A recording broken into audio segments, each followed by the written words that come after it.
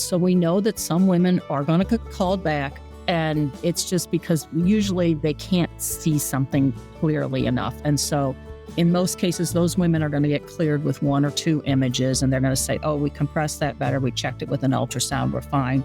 That woman can go ahead and go. But we don't want to miss are those early breast cancers.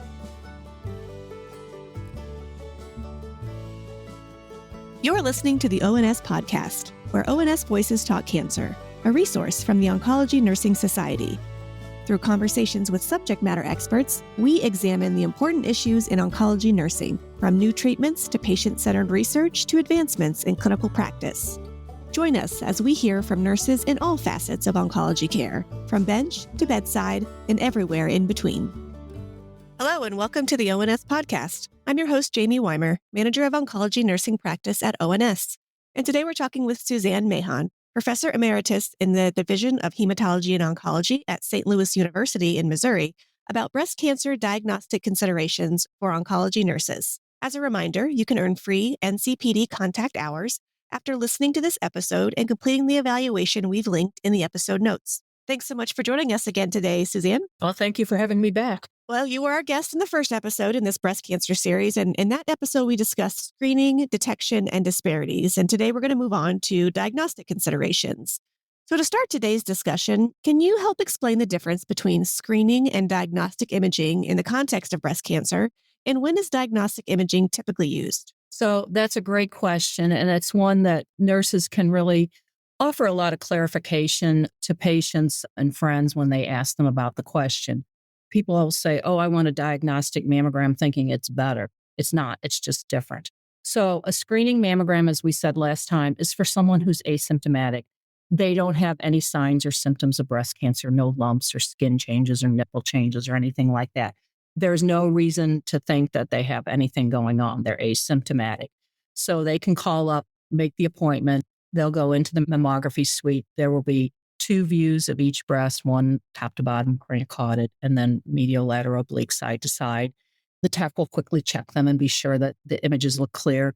And then the woman is sent on her way. And then 24 to 48 hours later, she will get the results of those. And that, as I said, is for individuals who are asymptomatic. And when they schedule that appointment, the scheduler is going to say, do you have any signs or lumps or bumps or changes in your nipples? So they're going to ask those questions. A diagnostic is for someone who either has a history of breast cancer, has implants, or has a symptom. So they have some skin change or a nipple change or a lump. So that needs further evaluation, and that can occur in a whole lot of reasons. The other reason someone has a diagnostic imaging is because they've had a screening mammogram that shows some change, or there was something that the mammographer couldn't see quite clearly enough and they want to evaluate more closely. So that woman, when she gets her mammogram report, it'll say, you need to come back for further imaging.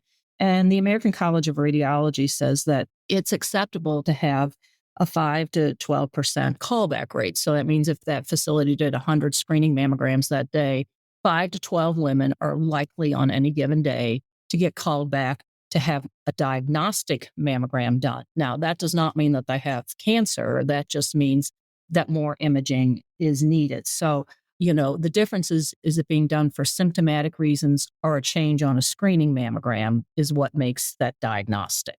Wonderful. Thank you for explaining that. That's helpful. And as you said, I think knowing the difference will help us as nurses not only talk to our patients, but also our friends and family that inevitably come to us with questions or advice, wanting advice from us. I think that's really helpful. So thank you for that. What are some of the key components in a diagnostic evaluation for breast cancer, and how do these different elements help inform the overall treatment decision? When a woman presents for a diagnostic mammogram, the goal is that hopefully she will leave with some information or some kind of plan. So a lot of times a woman gets called back and maybe the compression wasn't just perfect, or there was a little area that they didn't quite get in the image. And so, doing some additional views, which might be like a special magnified or a cone down view, or they may do ultrasound. They may be able to just clear that woman right then and there, and she goes home and she's fine.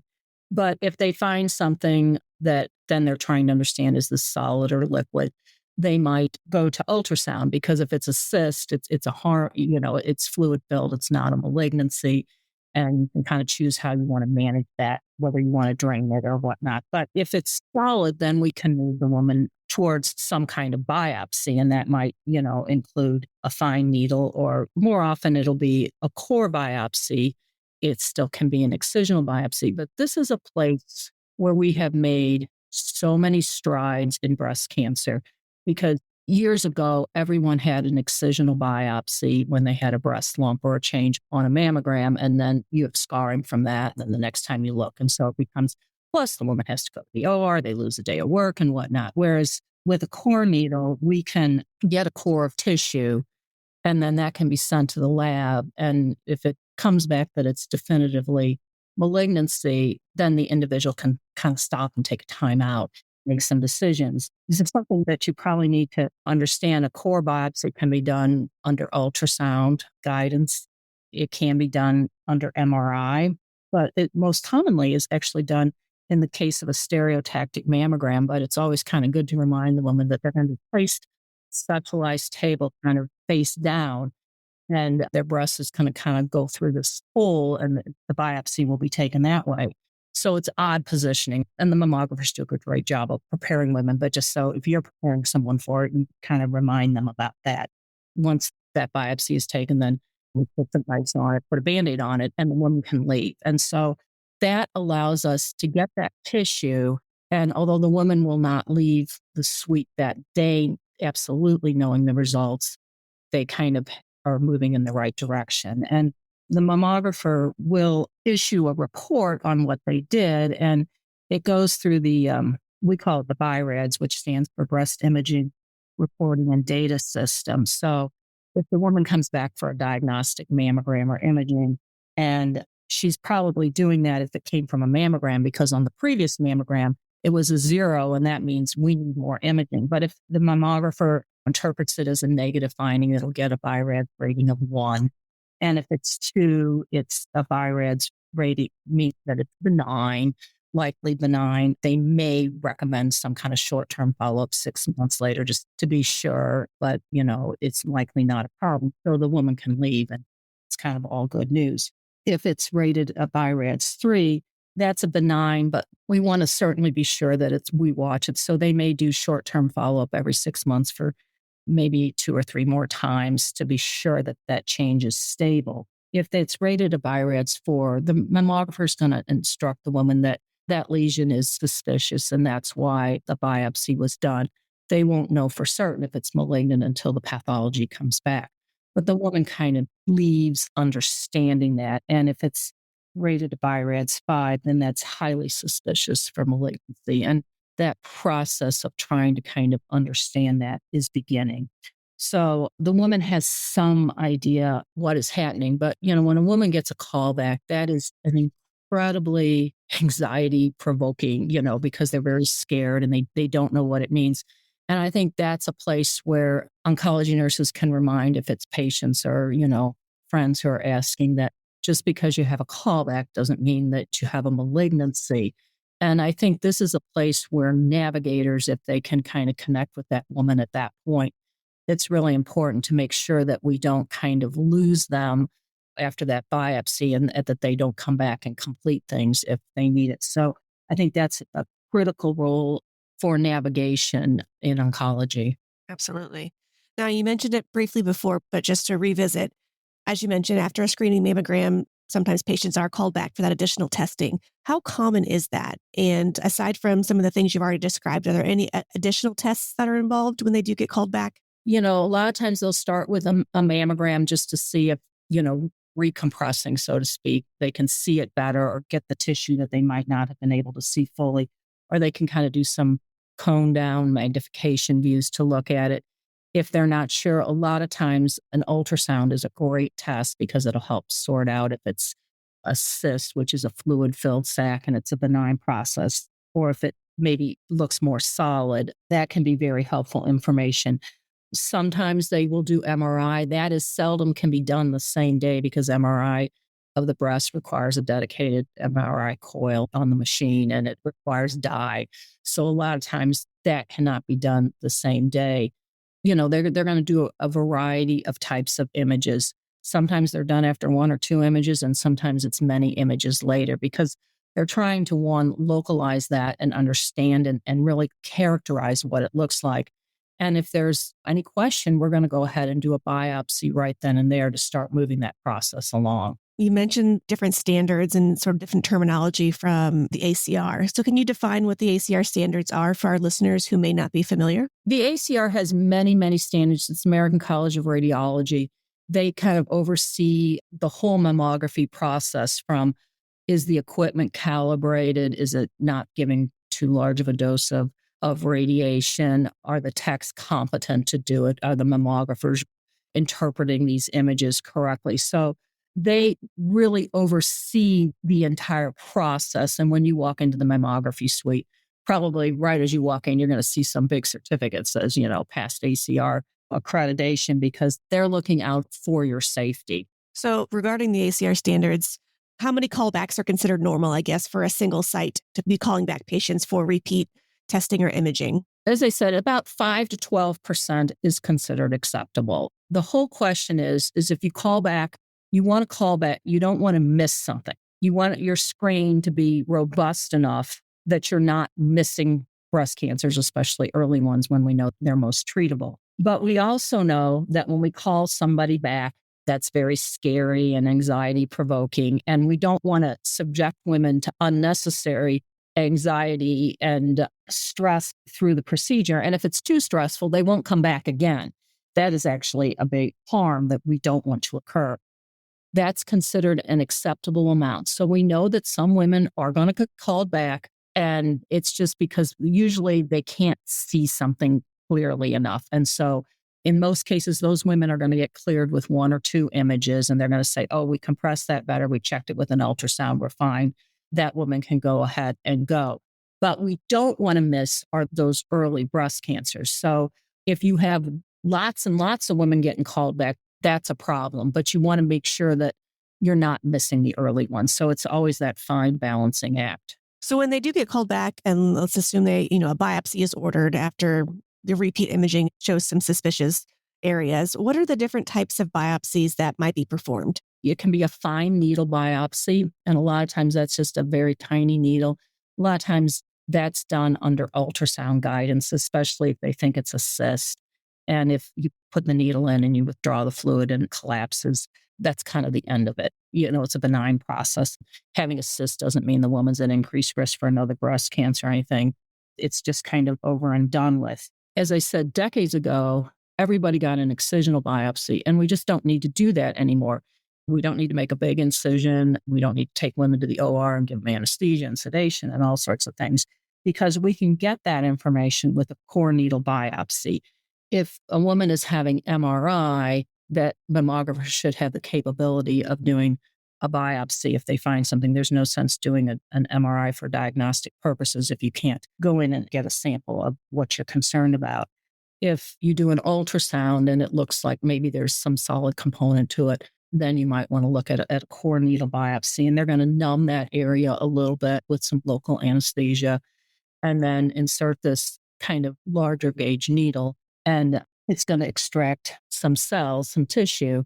And at the same time, it's going to leave a titanium clip. So down the line, they say, oh, this is where we took that from. So we know when we re-image that was the place where it came from. That titanium clip isn't going to hurt anything or get them into any trouble. But as I said, in most cases, it will be a stereotactic mammogram. And as I said, the woman will be face down. She's going to be seeing the floor, and her breast is going to go through this hole. And then with imaging, they're going to find it and take the biopsy that way. With all the core biopsies, generally the post-op care is, you certainly don't want them to get infected or anything. So it's good post-op care, but they're going to leave. We're going to put some ice on it to decrease swelling, but it's going to have a Band-Aid over it. It is not a big incision or anything. And it doesn't make for lots of pain and things for the person. So it's way better than an excisional biopsy. And then the woman has to unfortunately wait for the pathology reports, which depending on your facility can take a couple days to maybe a week. And then once those results come in, then the woman can stop and say, okay, I now know I have a malignancy. And then they can start that process of making decisions about how they want to manage that malignancy. Absolutely. Well, let's talk about that a little bit more. When that biopsy result does come back positive, how can nurses support those patients kind of through that thought process? It is so scary for a woman when that comes back. I think one of the most important things is to really help that woman understand the biopsy report. So now everybody with most of the electronic medical records, that woman seeing that biopsy result, maybe before her provider is seeing it, depending on whether they get a chance to call that individual, but they could get a notification in their medical record. A new report is available and they can click on there and, they could be looking at something that is very scary, not necessarily a good time, like they're getting ready to do something. And so that is a problem overall with sometimes getting bad news in oncology. But I think it's important to have an advocate. So someone who's kind of trying to be that second set of ears for you, who's going to help you understand that. And sometimes I'll say to women, I really think you need someone who's going to help you with this. I'll have someone come into my office and I'll be like, well, who is this person? And they'll be like, oh, that's my boyfriend. We've been together for 3 months. And I'm like, okay, is this really the best person to advocate for you? Which is different than the woman who comes in with her high school sweetheart and they've been married for 40 years. And that's a different person. Or sometimes it's, well, I'm bringing my daughter or my son or my daughter-in-law or someone, but the point is that sometimes those people also have all the emotions that are going on and they're that person who's been with them for 40 years, the married couple, that person, that spouse may be having just as much trouble processing it. So sometimes it's really good to have someone who can just be that set of ears or who can answer those questions, who's emotionally involved, but maybe not so emotionally involved, if that makes sense. And I think that is something we can really encourage people, to identify that person who's going to really be able to support them. There's so much information to hear. And it always comes back to me. I was doing some genetic testing on an oncologist and she found out she had breast cancer and she could not remember. I mean, she could barely remember what HER2 meant. Now, I know that this woman knew exactly what it meant, but her anxiety in the moment was so big that she could not really understand it. She needed someone to stand by her side and advocate for her. And I think for a lot of these patients, that person becomes the nurse navigator.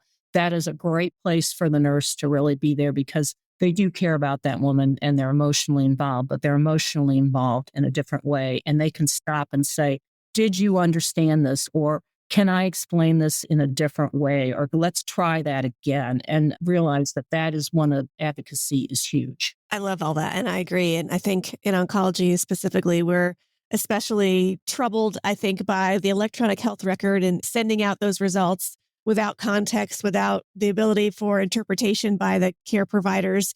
And so getting that directly to patients, while I certainly respect and advocate for patients having access to their own data, but not being able to provide the plan around that or give that context, it really does present challenges, I think, for us in the oncology world of trying to intervene at the right time so that they don't have too much time to spiral off into the absolute worst case scenario, because that may not be true, may not be likely. And so it is really challenging to find that perfect opportunity and way to share that news if it's not good news.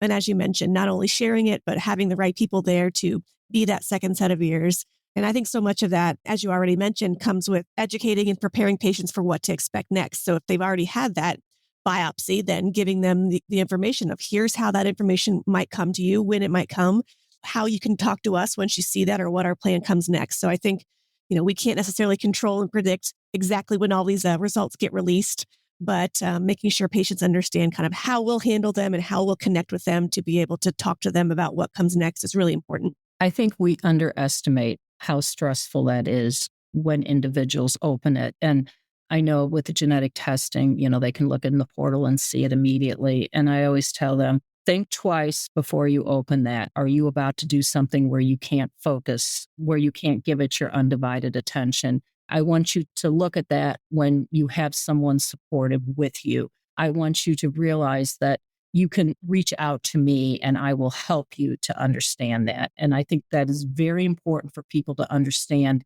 and not just kind of jump into it. Just because it's there doesn't mean it's a good time to look at it. In the setting of breast cancer and screening and diagnostic procedures happening before they even potentially have connected with an oncology team, that presents a huge gap, an opportunity for them to be scared and unsure and not sure what comes next and who to ask those questions to.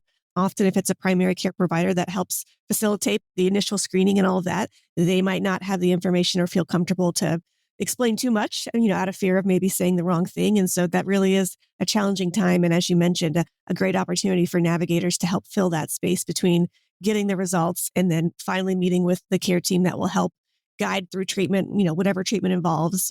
There's an opportunity there that I think nurse navigators do an excellent job of helping to bridge that gap. They also get that care coordinated faster. They get the ball moving for them. They're used to doing that all day long. And even though a day or so is not going to make any difference in their long-term outcome, in their psychological outcome, it makes a ginormous difference.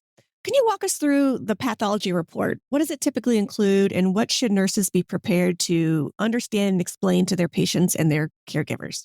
When we approach a pathology report, the patient, if they open that on their own, they're just going to see breast carcinoma, or they aren't going to look at all of the details of it. They can be quite overwhelming to look at.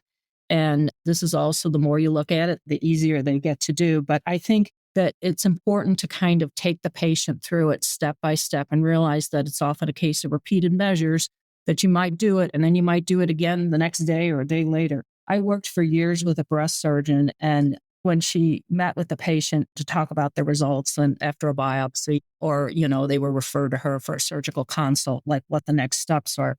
And she would write all over the pathology report. This means, and she'd kind of like take it down into like regular people verbiage. And these patients would come and they'd come to my office with them, and they'd have all these marked up papers. But then I'd be like, that was probably a great way to do it, because the patient could look back and say, oh, they said this means this, and so they can do this. So I think that that's a great way to teach the patient right there. They don't need to know what every other pathology report means. They need to understand what that report means for them. And so when, at the top of the report, they're going to have the demographic information and that it's a breast specimen. And then pretty soon after that, you're going to see something, whether it says it's invasive or it's non-invasive or in situ cancer. And so that tells you information right there. If it's in situ, it hasn't left the duct or lobule. It'll also tell you if it's ductal or lobular. Probably about 75% of breast cancers, they start in the duct, and that's kind of like where the majority start. Probably about 10% are lobular, and then there's some really odd types. But, to stop and say, okay, this is where the duct is, where how the milk gets from the lobule out, and so to explain that the lobule is where the milk is formed. And so explaining that to patients, explaining the difference between invasive and in situ, that this appears that it hasn't left the duct or it hasn't left the lobule, it's in situ.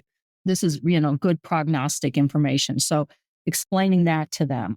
There will be some kind of histologic grade, and that kind of provides some prognostic information.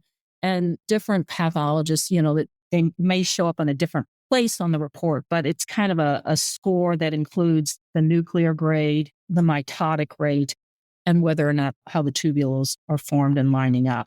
And so you get a score that ranges from 3 to 9, because you get 1 to 3 points for each of those 3 things. And so if you have a score of 3, 4, or 5, that means it's kind of a lower grade tumor. It's well differentiated and probably has a better prognosis. So once again, you can kind of explain that to patients. If it's a 6 or a 7, it's a moderate or intermediate score, and it's going to be probably a grade 2. And then an 8 or 9 is poorly differentiated. And, that might be associated with a poor prognosis, but it just means that it's a poorly differentiated. The cells look very abnormal. And, that's kind of, unfortunately or fortunately, the beginning of kind of trying to help people, an individual, understand, is this good prognosis or bad prognosis? That also informs how we're going to treat that. And I think that's important for patients to understand. So, but they don't look at that histologic grade, and that is very important information. Somewhere on the report, there's going to be the size of the tumor. And I think most oncology nurses are familiar with this because, we know that the larger the tumor, the higher the stage. We want to find lower stage tumors. So, they're going to estimate the size of the tumor. If this is the final definitive surgery, if this is a biopsy, like a stereotactic biopsy, and they haven't had, then you won't get tumor size. You will only get like where it was located. Was it in the upper outer quadrant? Or, you'll get some information about where it was in the breast. If it's part of their definitive surgery, you're going to get information about the margins. So when that whole breast cancer is removed, they'll ink it and they will say that it was well within the inked margins or it wasn't. You will also get information about the hormonal status. And that is very, very, very important information. And patients kind of glaze over that, but it's important. I don't think people often realize, when we talk about biomarker testing, we're talking about taking some substance and looking at it and using that information to guide treatment. Breast cancer probably had one of the earliest uses of biomarker testing. And when we don't even ever think about it, it's kind of like the poster child for it. When we do, we look in whether or not the tumor is estrogen sensitive or progesterone sensitive. So we want to know is that's what's driving the tumor is estrogen and progesterone. Because we know if that's the case, we have a treatment that we can give it, in the form of tamoxifen or an aromatase inhibitor. So that is very important information. You'll also see information about HER2 status. So HER2 is a protein, and if it's overexpressed, that can be associated with fast-growing tumors, and people get very scared because it's fast-growing.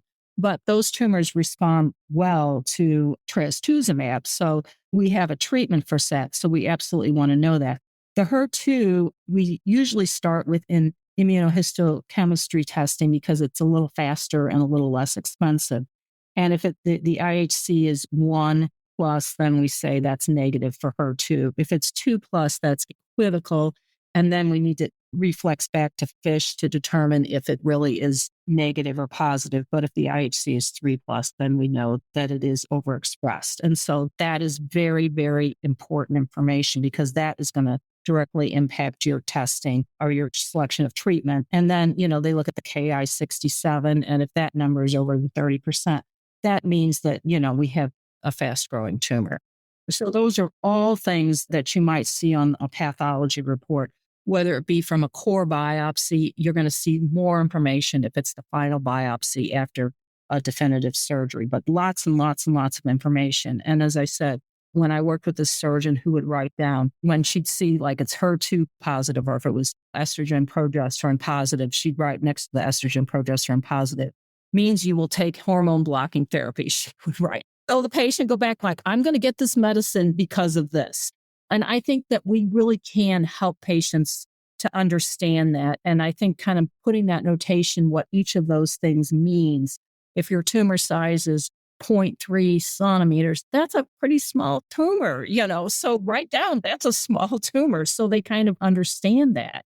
And I think that's one of the kindest things we can do for patients. Absolutely. Well, and, I know we'll follow up on an episode about treatment, but can you explain just again, how does the tumor size, the margins that are, hopefully clear, but potentially not, the margins, the lymphovascular invasion, all of these things are noted typically on that pathology report. So how does that information kind of overall help determine what the next steps in treatment might be after we get these results back? A couple things can occur. So if it's the final pathology, meaning then you can see staging information, and we're used to seeing staging information in oncology, and we have the TNM staging. So what is the size of the tumor? Is there spread to the lymph nodes? So are there lymph nodes involved? And that's a yes or a no. And then, or is there just metastasis? And those get rearranged or ordered into an AJCC stage. So patients kind of peripherally understand, well, I'm stage 1 versus stage 4. Stage 1 probably has a better prognosis.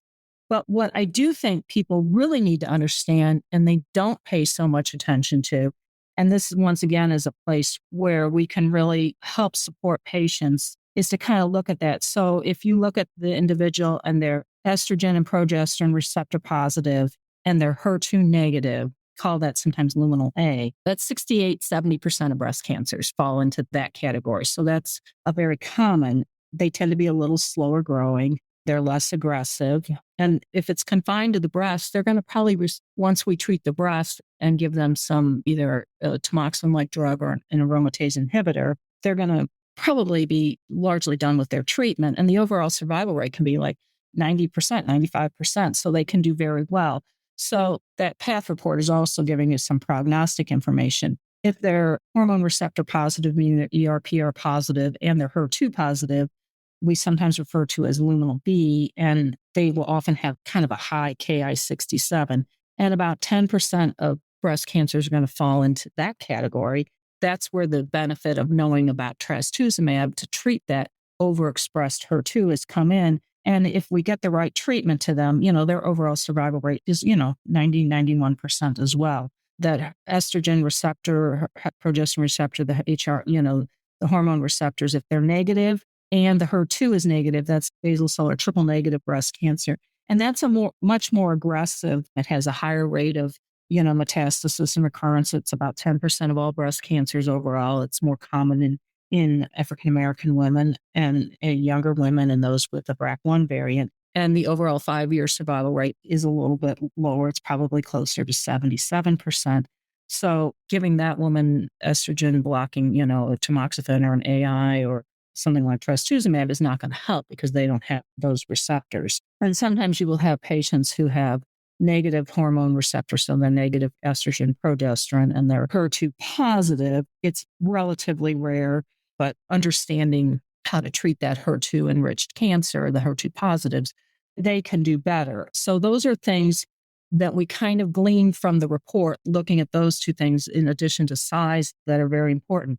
But there's still a big group of women that, what do we do next? And so sometimes part of that diagnostic workup is also going to include a gene expression test. And I think this is sometimes complicated for patients. These tests provide prognostic and predictive information.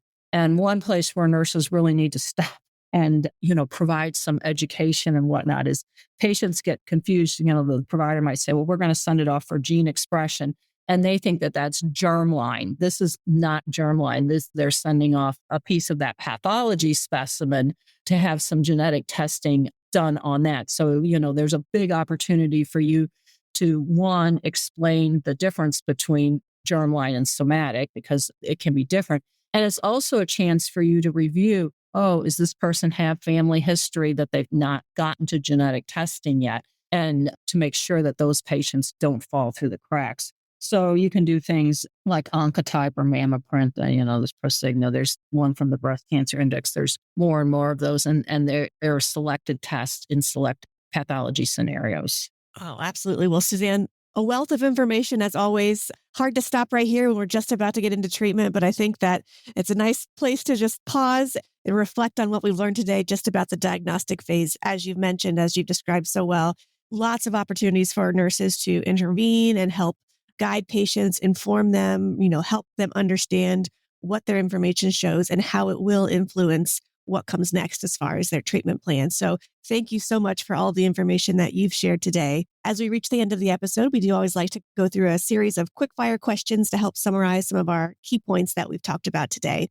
So to start that off, how do you think healthcare professionals should evaluate their hidden or implicit bias about breast cancer diagnosis? I think we still often don't realize that patients have different abilities to understand that information. And as I said with the example, with the oncologist earlier, just because someone is well educated or they work in healthcare, I don't think we should assume that even if they know that content, when it's happening to them, that they are right there ready to take it all in. So I think trying to really meet people where they are. And normally, if I had met that oncologist, I would have had a totally different conversation with her, but she couldn't even hear what I was saying. She was so terrified. So not assuming, they have a lot of education, they're going to understand this, or they're poorly educated or something, they can't understand it.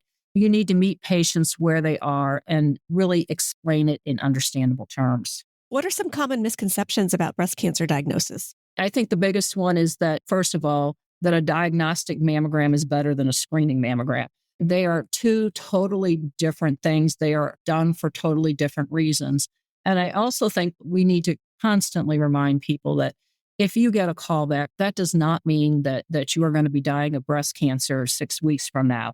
A callback just means we need more imaging to, one, be sure that it is a benign or a negative process. Or if it is, then, we're finding this at the earliest possible stage. So you can make really good decisions about how you want to treat and manage it. What's something about this topic that's not often discussed, but you wish people knew more about? I think the pathology report, I think people, they're kind of like, oh, I have breast cancer. That's what the pathology report says. I really think that really taking the time to explain each component of the pathology report, because as you move through treatment, understanding the size, understanding the differentiation, understanding the hormone receptors, understanding if it's HER2 amplified, all of those things are going to directly impact breast cancer treatment.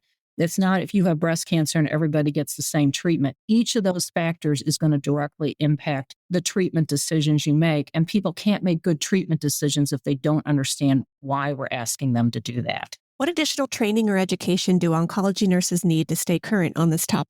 Breast cancer care has changed so much over the past few decades. And I think people forget, I've been in the business a long time, but years ago, everybody kind of got the same treatment if they got diagnosed. And we now understand so much about breast cancer treatment. But I think people forget that has come on the shoulders of so many women who have enrolled in clinical trials to help us understand pathology better, to help us understand the impact of certain treatments. And so I think, first of all, we need to thank all those women who have so generously contributed to this base of knowledge. And it's a place where those clinical trials have really made a difference. So I think that is something we often forget. We don't acknowledge how significant that is. And I think there are still so many clinical trials available to women. And if we really don't know which treatment is better, that enrolling in that clinical trial provides a lot of valuable data. I think that's a place where navigators and clinical trial nurses make a big difference, because we're not just treating that person, but we're treating them and we're really watching and seeing how that works and how that treatment evolves. That's going to make a difference for hopefully that woman, but for many, many more down the line to come. And what are some additional resources for patients and other healthcare professionals who want to learn more? Well, I always say stay away from Dr. Google because, he's not always right. In fact, he's wrong probably more than he's right. Places for the diagnostic workup of breast cancer. The American Cancer Society has information in there on their website in the cancer facts and figures. The NCCN has guidelines for the breast cancer diagnostic workup, and they go through clearly when this happens, then you go there. And it's algorithm and evidence-based like all their other guidelines.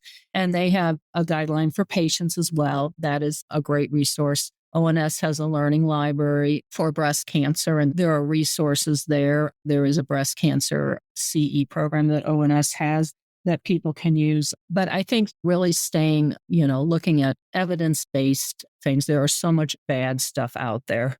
I think trying to really just continually read and update is so important. Breast cancer, that treatment is always evolving. Well, Suzanne, thank you again for sharing all of your information with us again today. And I look forward to the next episode in this series, then when we move on to treatment. Do you have any final comments to share with our listeners today? I just think it's so important that if your friend or your family member approaches you, that you really try to advocate for them and say, did you ask this question? Or this is the question I think you should ask, or you should have them explain that to you more fully. Or can I accompany you to an appointment so I can be that second set of ears? Because it is such an overwhelming process, and helping people to just kind of get through that is important. Absolutely. Well, thank you so much. Thank you.